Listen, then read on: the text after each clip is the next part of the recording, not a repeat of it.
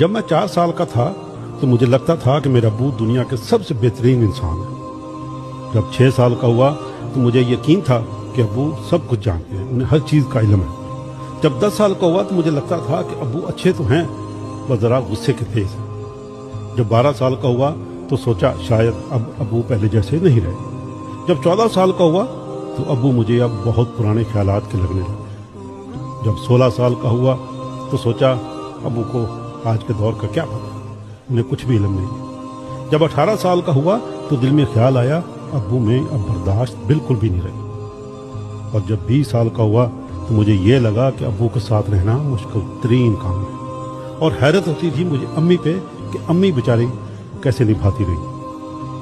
اور جب 25 سال کا ہوا تو لگتا تھا کہ ابو کو میری ہر بات پہ اور میرے ہر کام پہ اعتراض ہے۔ جب 30 سال کا ہوا تو سوچا ابو کے ساتھ اتفاق رائے ناممکن ہے، شاید دادا جان کو بھی ابو سے یہی شکایت رہی ہوگی۔ پھر جب 40 سال کا ہوا تو محسوس ہوا کہ ابو نے ہماری پرورش بہت اصولوں سے کی تھی، اور میں بھی اپنے بچوں کو اب ایسا ہی بنانا چاہتا ہوں۔ جب 45 سال کا ہوا تو بڑا تعجب ہوا کہ ابو نے ہم سب کو کیسے سنبھالا تھا۔ جب 50 سال کا ہوا تو سوچا بچوں کی تربیت کتنا مشکل کام ہے، پتہ نہیں ابو نے ہمیں بڑا کرتے۔ جب میں